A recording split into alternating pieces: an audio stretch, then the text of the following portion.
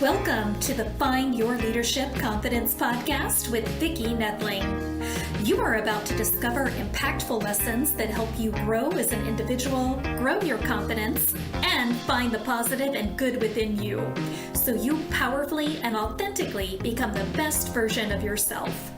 Be sure you visit our website at www.findyourleadershipconfidence.com. While you're there, subscribe to us via your favorite network. Now tune in, get ready, and enjoy the journey of emerging as a leader of exception in the 21st century. Welcome, everyone, to the Find Your Leadership Confidence podcast. I'm your host, Vicki Noethling, coming to you from Roswell, Georgia. The goal of this podcast is to bring topics and guests that will empower you to become that confident leader and take your business and your life to the next level. Today, I am very excited to have with me Craig Meriwether, and let me tell you about Craig. Craig is a mindset coach and a clinical hypnotherapist, helping people eliminate negative emotions and trauma so they can reach their full potential. He has helped thousands get rid of test anxiety, fears, phobias, change unlimited or limited beliefs, and increase their confidence with Ace Any Test, the most comprehensive course for test anxiety relief. He is the author of the best-selling program, Depression 180, about which psychologist Dr. Stephen Gergovich, I think is how it's pronounced, Gergovich, is a clinical assistant professor of medicine at the Center for Integrative, medicine. Integrative medicine, yes. University of Arizona. Today.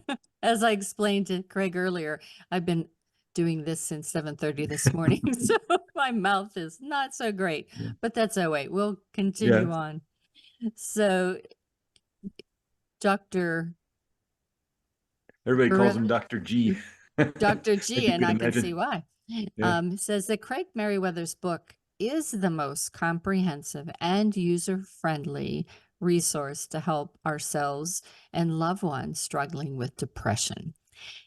He highly recommends this book to everyone that wants to help turning their depression around.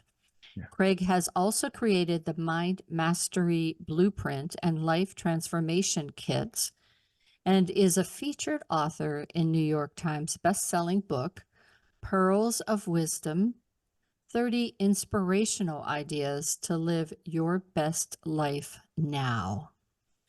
Along with Jack Canfield, Marcy Shimoff, and Janet Atwood, Craig also hosts the popular podcast Tipping Point Radio, interviewing such experts in mind, body, and spiritual transformation as Marianne Williamson, John Dispenza, Greg Braden, Bruce Lipton, and jazz great John McLaughlin, and many more.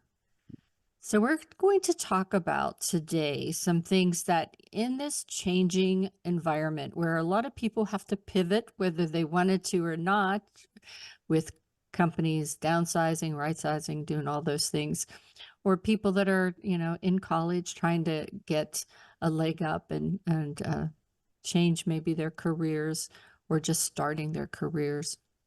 So 10 tips to ace your exam, your audition, or your interview. So please welcome my guest, Craig Meriwether. Thank you, Vicki. I really appreciate that. Nice introduction. We have a lot to go through and a short amount of time to do it. So we're gonna press on. Press on. So first question, very easy question, is where do you live? Oh, sure. Flagstaff, Arizona.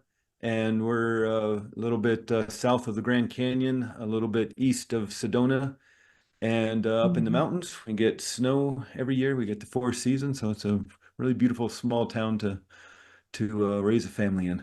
It is a beautiful town. I've been there myself.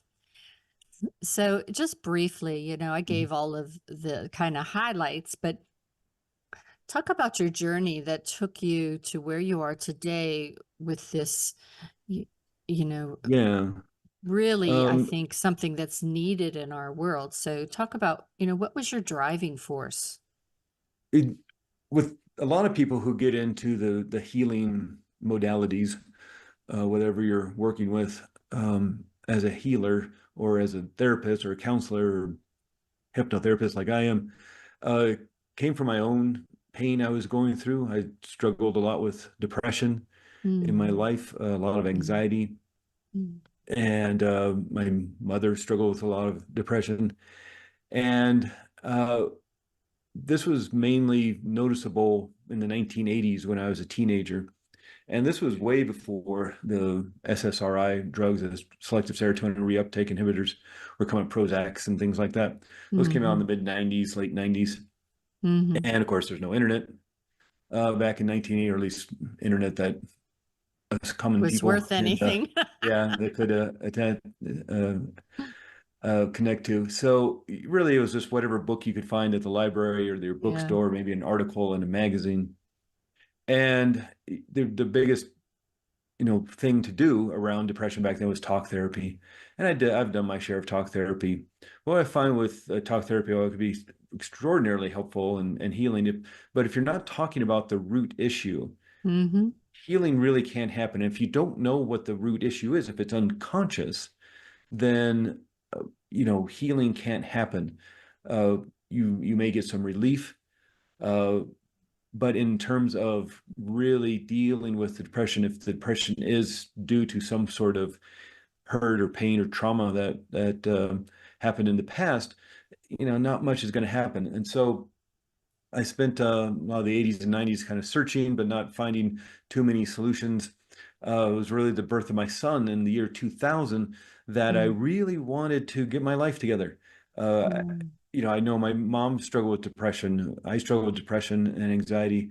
And I thought, well, if my son has to deal There with is this as it. Yeah. well, or gets triggered in him as well, then I wanted to be able to help. I wanted to be able to at least Yeah. point in the directions of how you can get better.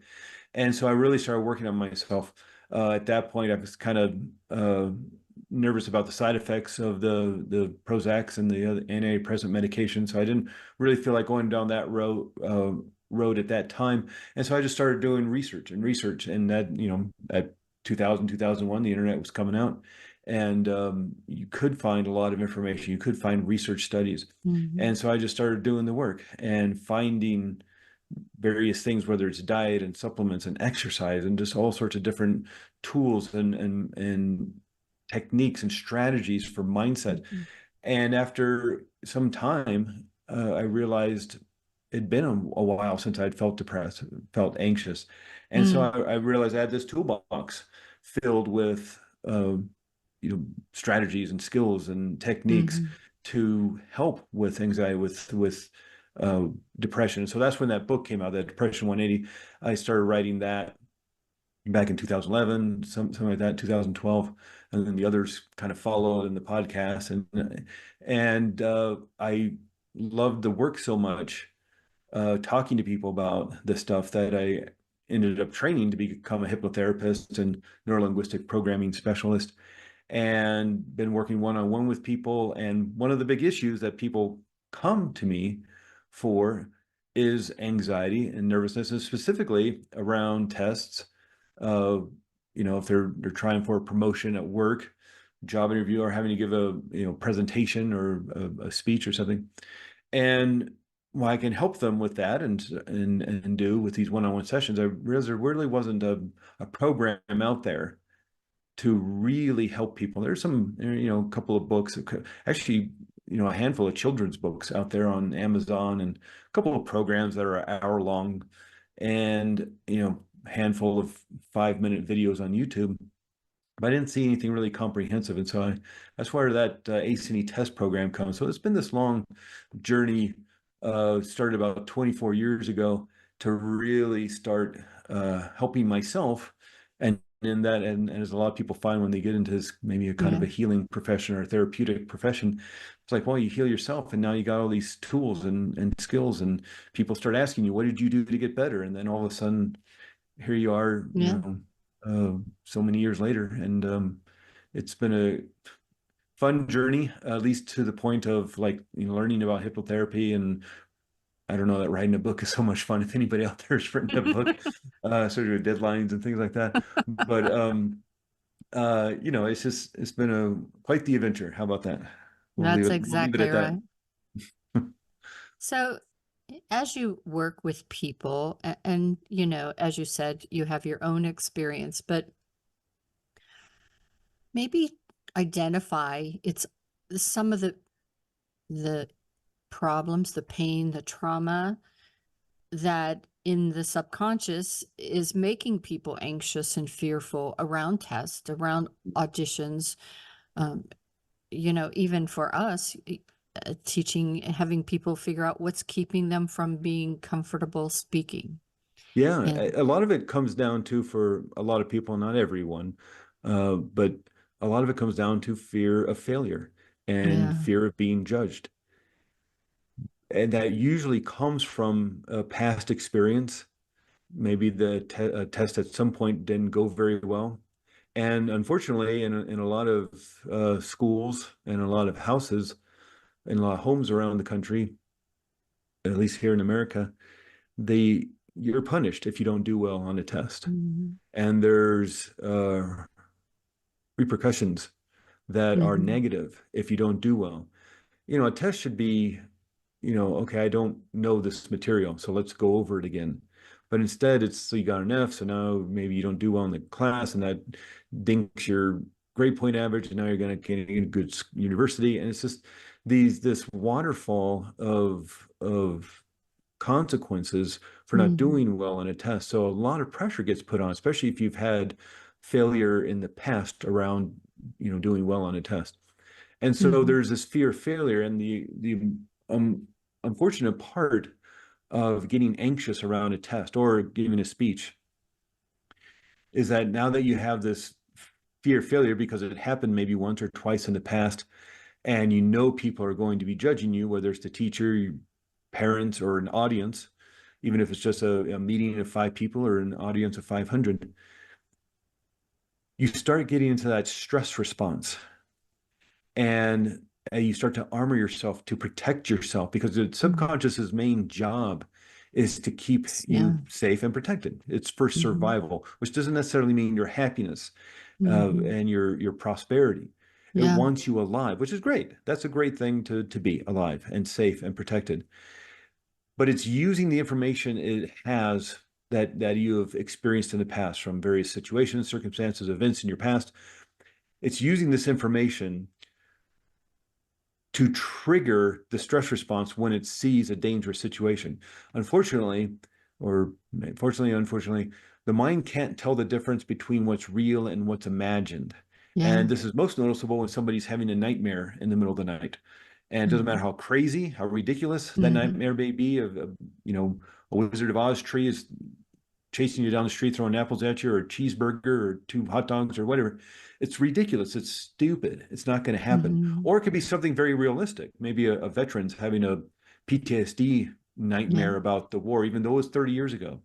And in both instances, both people are cozy, comfortable, safe in bed, but their mind starts thinking they're in danger and needing to protect. It starts turning on the stress response, even in deep sleep. And so the brain starts creating the hormones of adrenaline and cortisol. Adrenaline, you've probably heard the things of grandmothers lifting cars off of babies and things. That's adrenaline doing that. That's now coursing through your body. Hundreds of millions of these molecules called neuropeptides. And these molecules send the signal of emotion to your body. That's why you can feel the difference between fear and anger and joy and happiness. These are literal molecules of anxiety, molecules of fear, molecules of anger, hundreds of millions dumping into your bloodstream. 300% more blood moving to the big muscle of your arms to fight, 300% more blood moving to the big muscle of your legs to escape, all while you're sleeping. Because it's trying to protect you from this, Wizard of Oz tree throwing apples at you, or a cheeseburger, or the war nightmare. And if you're out in the world in real life and you encounter what your subconscious deems as a dangerous situation, it's also going to turn on the stress response, which again is great if, you know, you're out in nature and maybe seeing the videos of people being chased by bears down the ski slope, or, you know, you know, there's a rattlesnake in the trail, or, you know, something's happening that's dangerous, a fight in the street. It's at these dangerous instances that we want that stress response to kick in, but not when we're Right. sitting down to take a test, not when we're about to Mm-hmm. walk out in front of 5 people or 500 people to give a presentation. That's the wrong time to have all that blood supply move to your big muscles to keep you safe and alive, to armor yourself in that way. And Mm-hmm. we also get that tunnel vision where, you know, we stop seeing what's in your peripheral and just focus on that one dangerous situation. And we also have a tendency to start shallow breathing Mm-hmm. and just breathing into top part of our lungs. You feel where your rib cage is. Your rib cage your rib cage is really big. It's like 2 inches from your hip bones. That's how big your lungs are. But we don't end up breathing in the bottom of your lungs because we're tightening our stomach muscles. We're Right. waiting for that 1-2 punch to the gut. So we're tightening that. We're breathing slowly, and our brain takes 20% of the oxygen we breathe in. And so if we're not breathing well, if all our blood supply is moving to the big muscle of our arms, we don't have the nutrients to fuel the blood supply, the oxygen to fuel our brain for rational, calm thinking. And so even though you've studied, even though you know the material backwards and forwards, you get into this stress response, this fight or flight stress response that keeps you from doing well on the test, the exam, the speech, the job interview, all because your subconscious mind is actually trying to protect you for something it thought was dangerous. And unfortunately, what is strongest within your mind is what you practice over and over again. And so it just kind of snowballs in Yeah. that maybe you didn't do well on a book report in the 6th grade, or a history test or something like this, and then just snowballs to the point where you're so nervous before a speech or a job interview that you just, you know, end up choking even more, even though you've Mm-hmm. practiced, even though you know the material if you're doing a test. And so a big part of the healing around this is not only, you know, dealing with the hurt and pain that may have occurred in the past, but also practicing something else. And again, what is strongest within your mind is what you practice over and over again. What you practice, you get better at. And we know this from, if we're playing piano or guitar or learning dance or martial arts or a foreign language. What you practice, you get better at. And so Yeah. you can practice peace and calm. You can practice confidence. And that was part of my, you know, healing, in that one of the techniques is practicing who you want to be. Yeah. And even if it's, you just got 5-10 minutes, you can spend a little bit of time visualizing yourself as a person you want to be, pretending you're that person. Now, literally rewire your brain. And I could go just on the whole point of rewiring your brain. We can go on and on for hours and hours I talking think about that's another that. Yeah, topic it's a that whole we'll nother have to topic do consider, but for sure. but I wanted to stop you for a second because a couple yeah. things came up as you were talking about that I think it's worth just chatting a little bit. You said we talked about, you know, in the U.S. we put a lot of pressure, but I teach also the 9 to 17-year-old kids, and a lot of my students, for teaching them to be leaders and better public speakers, communicators, is the pressure that the kids that parents are from India or the parents are from an Asian country, which obviously is part of India, I guess. Yeah. But there is, I think, even more pressure than I see in the US parents. In a lot of Yeah. cases, you know, it's really, I think, later on going to be impactful to the kids in their sense of worth, always being trying to be perfect and best. Yeah. And so that was one thing. And then you were talking about how this fight or flight kind of causes us to adjust and change and have that tunnel vision. But as soon as you said that, I kept on thinking, you know, this trying to protect our life causes us to keep from living. Yeah. And I see this not only in people that are in the workforce, or students, but also in the elderly, that there are so many things that are going on in society, politics, all these things that has that really complete fear factor where they just want to stay in their rooms, lights out, not accept that. And so that's another piece. And so for them, they've lived a longer life identifying what trauma, what pain is causing them to not live. I think is something that's even harder for the older generation, because Yeah. it used to be the whole idea that your mind is doing all this, your subconscious is doing all this. When they were young, it was, well, you're crazy. You got to be crazy. So if you could just kind of touch on those things.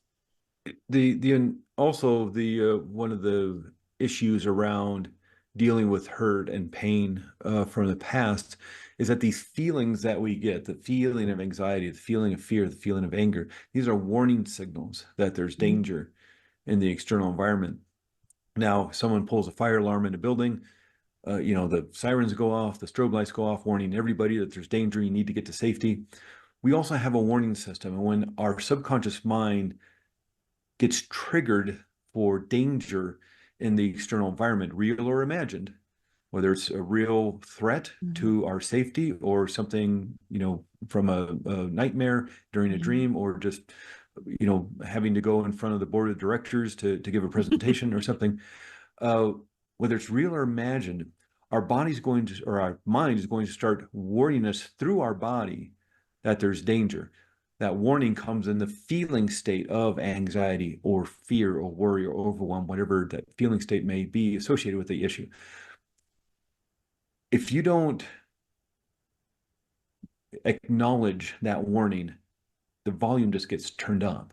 Yeah. And it's just like if you're sitting at your desk and the fire alarm goes off and you just keep sitting at your desk, it's as if the fire alarm would just get louder, because it thinks you're not paying attention.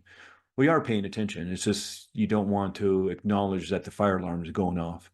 And so you find various ways to self-soothe, to try to numb yourself from those warning signals that seem to keep going off and off and off over and over and over again. And, maybe it's just a little trickle at the beginning when you're younger. And as you go through life and the challenges of life and the issues that come with family and children and your own elderly parents and work and mortgages and car loans and all those things. And if you don't acknowledge the warning signals that there's danger, the volumes and the sensations and the brightness of it all is just going to get louder until you get to the point where maybe the best thing to do is have that drink or two or three or four, or sit in front of the TV or your screen. Take that pill, or go to sleep all day. Yeah, sleep all day. I'll just sleep all day. And not go outside. It's dangerous outside. It doesn't feel good outside. I feel good when I'm inside, and because I feel safe here. And so if that hurt and that pain hasn't been taken care of, and maybe they've tried, maybe they've gone to talk therapy, but if you're not reaching that root issue, they may be talking about that thing that happened 2 years ago. Maybe there was a divorce, or there's the company went bankrupt or something. They got laid off, and they're talking about that issue, and that's very painful and that hurts. But that might not be the root issue that they're dealing with. The root issue may have happened when they were 5 or 6 years old. I was working with somebody one-on-one during a hypnotherapy session, and we had done a few classes. I was working with the cancer support community of Arizona, doing some classes around pain control and healing. So she's in these group classes over Zoom.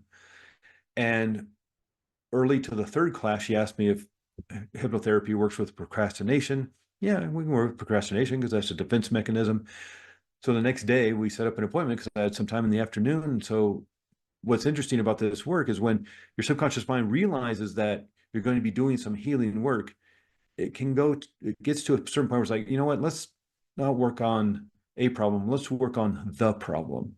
And so when she got to the appointment over Zoom, she says, I told you I wanted to work with procrastination, but what I really want to work with is what I don't matter in life. I'm guessing she was probably in her 70s. So huge. So This huge. is a 70-year-old woman who thinks she doesn't matter in life. And so since she had already kind of had some practice with this work being in the group classes, well, let's go deep then. And so we did a regression back to the feeling state that originated when she first felt she didn't matter in life. Go back to the first time you ever felt that that feeling state has an origin somewhere. And it's within the subconscious mind because it's trying to protect you from that. It's trying to protect you from ever feeling that again, or protect you from some sort of trauma. And the protection is, okay, well, you don't matter, so keep yourself small and keep yourself in the background. That's what's going to protect you. And so there's an origin to that feeling state of not mattering in life. So we did a regression back, and as we finished the regression, 10 down to 1, and on 1, where are you? And she says, I'm standing up in my crib and my father's screaming at me because I won't stop crying. And it's going to be extraordinarily traumatic. I'm guessing if she's in her 70s, this is the late 1950s, early 1960s. Men don't know how to nurture children. That's not what they were taught how to do. And maybe mom's out of the house and the baby won't stop crying. And the only thing this guy knows how to do, because he's having a bad day, a bad week, a bad life, just screams louder than the baby and tells it to shut up. And in that instant, that child with this new mind that's just absorbing everything, the only thing it could do to justify why this is happening, that this person who's supposed to protect her, to nurture her, to love her, why this person is screaming at her and terrifying her, is that, well, I guess I don't matter in life. And she held on to that for some 70 years until one day she decided it was time to let it go. And she did. And that's the but power the thing is, they don't on their own, No. they'll just keep it suppressed. Yeah. Well, and just think about in talk therapy, how long was it going to take her to get back to being, I don't know what standing up in the crib is, 14 months old, 12 months old, something. How long was it going to take her in talk therapy to get back to that point? And that's what's extraordinary about the power of the subconscious mind. And it's not that I fix anybody or that hypnotherapy in and of itself fixes anybody. You fix yourself. Because again, you know what the problem is. She knew exactly what the problem was, but it was in the unconscious. It was trying to protect her unconsciously. And so she didn't know why she felt like this in her conscious awareness until one day she just said, I've had enough. I don't want to live like this. Whatever in her life, just like, maybe, what I talked about at the very beginning. In 2000, when my son was born, or my wife was pregnant, I thought, okay, I got to get my life together. You get to that point where like, this has to change now. And with her, she knew exactly what the problem was. And more importantly, she knew what the answer was. She knew what the solution was to this issue, how to heal the child, because it's her. And so who better to know what to do about it than her? And so she did. And I heard from her, this was a couple of years ago, and I heard from her for over the course of a year or so. She'd send me an email every now and then, and she was doing fantastic. Awesome. Because that's the power of the subconscious mind. It's trying to protect you. And so you can find situations in life like taking a test or doing a speech or job interview or first date or whatever these situations are, where it's trying to protect you, it's trying to keep you safe, but it's trying to keep you safe probably more than likely from a past hurt or pain. Mm-hmm. And you know what the problem is, and more importantly, you know what to do about it. And if there's deep-seated hurt, I would highly recommend finding a hypnotherapist, whether working with me or somebody else who knows how to do this work. But also just there's practice to becoming the person you want to be. Yeah. Otherwise, you're just going to run off default settings. And the default settings may have been set up by a 7-year-old. And so, but it also, we've talked about exams, students and well, auditions, if that's always makes you nervous for auditions, but job interviews, but really as entrepreneurs out there, a lot of my audience are entrepreneurs or small business owners, and they get stuck. They're either making a little money or making a lot of money, and it's comfortable and it's safe. And then they think, well, why am I not growing? Mm. And I think, kind of what you do can help them get past that, Sure. because that is their subconscious saying, okay, it's safe here. It's wonderful here. Why would you want to change? Yeah. Yeah. Yeah. Especially if you are comfortable. You know, the unknown is dangerous. You know, and that's an evolutionary process. Why put your hand in that cave when there may be a venomous snake or spider or something, Mhm. even though there may be, I don't know, food or gold or I don't know, whatever. But the unknown is dangerous, you know, Yeah. and that keeps us safe. That's why we don't, you know, we get that warning signal of anxiety and fear when we're thinking about walking down the dark alley at midnight to take a shortcut home. Yeah. Don't do that. Walk the lighted streets where there's lots of people. Yeah, it takes you another 10 minutes, but it's better to do that. So that's good. It keeps us alive. It keeps us Mhm. safe and protected. It's just when it gets, you know, we use the word corrupted, but when it starts becoming unresourceful, Mhm. that then maybe we're not growing in a positive way. Keeps us safe so we don't walk down the dark alley at midnight. We don't peer over the edge of the Grand Canyon too far. We don't pet the rattlesnake in the middle of the trail. It's going to keep us safe. We're going to move away from the fight in the street or in the restaurant or wherever. We're going to move away from that, keep ourselves small. But when it becomes unresourceful, it doesn't become resilient for us, is when then we're maybe not taking the job interview because we're nervous about it, or we don't think we're up for the responsibility of the job, and so we back away from it, Right. you know, or you know, find a way to get out of making the presentation at the big meeting, even though we know it might lead to a promotion down the road. You know, Mm. it's that fear of failure, that fear of being judged, as well as you're moving out of your comfort zone, and it's your comfort zone because it's comfortable, Right. you know, and who wants to be uncomfortable? You know, it Right. doesn't feel good. But that's kind of the unfortunate thing, the growing pains, as they say, as we're growing from children into young adults. It's like, yeah, growing can have some pain at times, but when you have a toolbox full of tools to move through life, and whether, you know, it's what we've been talking about today, or some of the other guests you've had on your podcast, or the books you read, or the blog posts, or the, you Mm. know, videos you watch on YouTube, is like there's many tools and techniques and strategies and skills. It's just you got to do it. The Dalai Lama still meditates every day. The man's 89 years old. And if there's anybody to have it down by now, you think it'd be that guy. But he read his books. He talks about the anger and the sorrow and despair. He's a human being. And what's Yeah. going on in Tibet creates anger and sorrow and despair. They're still bulldozing down his monasteries and arresting his monks. And, you know, he's exiled out of Tibet in like 1958 or 1957, something like that. And he gets angry. He's a human being. He's going to feel those. That's a natural response to an extraordinary situation. But he doesn't want that to be who he is. So every day he practices loving kindness and compassion. Mhm. And again, if anybody's to have it down by now, you think it'd be that guy. That he's not Yeah. married. He has no kids. He's had a staff of people to meet his every need and want since he was about 5 or 6 years old. And still 89 years old, he's still practicing these Yeah. techniques and these strategies that he uses in his life to be the person he wants to be. So you can have all the joy, the happiness, the confidence you want, but it does take some effort. You know, I'm sure a lot Yeah. of your listeners know Tony Robbins, Mhm. the personal growth guy.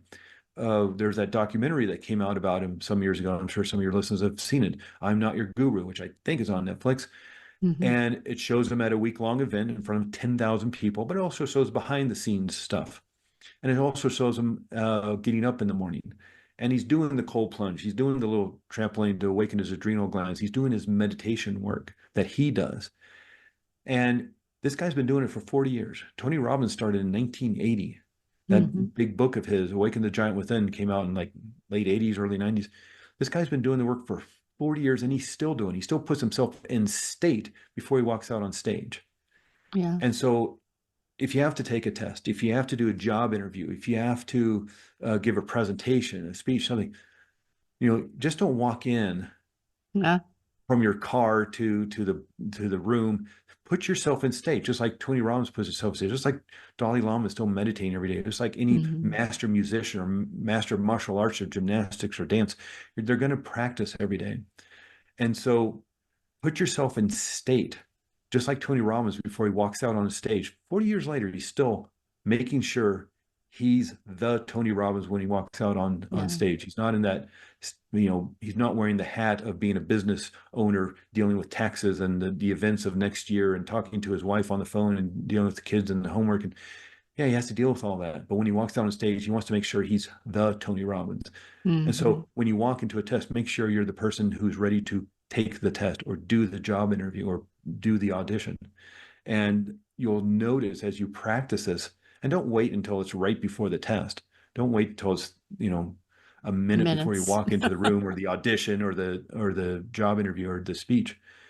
Practice this up to, the weeks ahead of time, becoming that person of peace and calm and confidence. And you can just pretend. That's the biggest piece of advice. I know we're probably running up against the clock here, but the biggest piece of advice I can give, just take a few minutes every day and pretend you're the person you want to be. Yeah. And how literally wire that into your brain. Your mind can't tell the difference between what's real and what's imagined. Use that to your advantage. Imagine, having that nightmare and have literally changed your physiology. Through thought alone, you can change your physiology, no matter how crazy it is. So if you think it's crazy that you can have joy and happiness and confidence, it's crazy that a cheeseburger chases you down the street and you start sweating and punching the air and things because you're trying to get away from it. What if you pretended you were joyful, you were happy? That will literally wire that into your brain. It's extraordinary. Yeah. So true. So true. You have to really go in there believing in yourself, believing that the audience, the interviewer, that they're going to love you, that the test, that you're going to ace it, that you are going to be wonderful. And that really does help so much. Yeah. And if you don't believe in yourself, pretend that you believe in yourself. No, what would it feel like to believe in yourself? What does that feel like? And then go from there. I always say, I will believe in you until you believe in yourself. Sometimes that's just the crutch or the stepping stone that you need to take you forward on your journey. Yeah. Time has really flown by, and we do need to I'm going to make a note to do a rewiring of your mindset and your brain. I know I've had one other person talk about that, but I think it's important to just really educate and inform the audience that it is possible to do that. That, most of us that seem like we've got it all together at some point in time did not. Yeah. And that point in time may have been, yesterday. Yesterday afternoon, after that phone call or that email. I can't tell you how many people that worked with me for many years. And then whenever I did something that was memorable, they're like, God, I didn't know you had that in you. I'm thinking, oh, gee, thanks. Yeah. Well, and again, Dalai Lama still gets angry and probably afraid and depressed and sad, and because it's a human emotion.